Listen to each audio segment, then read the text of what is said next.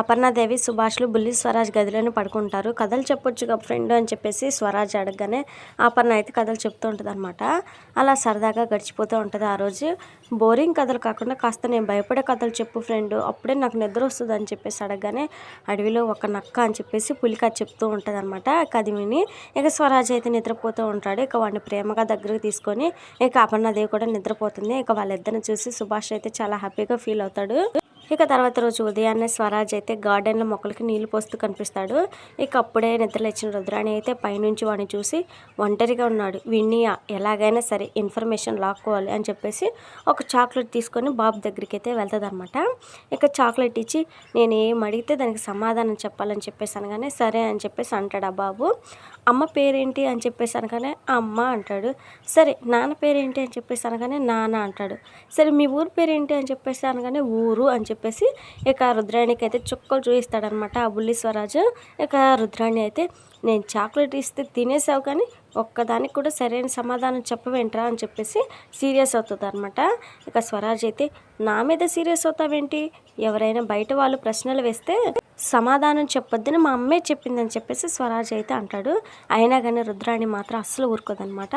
సమాధానం చెప్పిన వాడివి నా చాక్లెట్ ఎందుకు తీసుకున్నావు అని చెప్పేసి ఇక ఆ బుడ్డోడితో గొడవ పడుతూ ఉంటుంది అనమాట. నువ్వు నా టైం అంతా వేస్ట్ చేసిందే కాకుండా నాతో గొడవ పడతావు అని చెప్పేసి చేతిలో వాటర్ ట్యూబ్తో ఇక రుద్రాణి బట్టలు అయితే తడిపేస్తాడనమాట. ఇక డ్రెస్ మొత్తం తడిచిపోయేసరికి ఇక కోపంగా వాడి మీద కొట్టడానికి చెయ్యి ఎత్తుతుంది అనమాట రుద్రాణి. ఇంతలో అపర్ణాదేవి చూసి రుద్రాణి ఏం చేస్తున్నావు అని చెప్పేసాను కానీ చూడు వదిన నా బట్టలన్నీ తడిపేశాడని చెప్పేసాను కానీ చిన్నపిల్లాడు ఏదో తెలియక చేసుంటాడు, అయినా చిన్నపిల్లాడి మీద ఏంటి నీ ప్రతాపం అని చెప్పేసి రుద్రాణిని తిట్టి అక్కడి నుంచి అయితే పంపేస్తానమాట.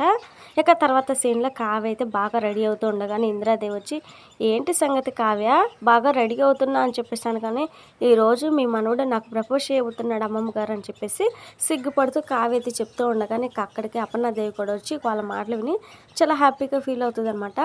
ఇక ఇది శుభవార్త అని చెప్పేసి ఇందిరాదేవి అపర్ణాదేవి కావ్యనైతే ఇంకా వాడు ప్రపోజ్ చేయగానే నువ్వు కూడా ఎమ్మంటే ప్రపోజ్ చేయని చెప్పేసి సలహాలు అయితే ఇస్తారనమాట. ఇక తర్వాత అప్పు అయితే కళ్యాణ్కి ఆ బాబు గురించి అసలు నిజమైతే చెప్పేస్తారనమాట.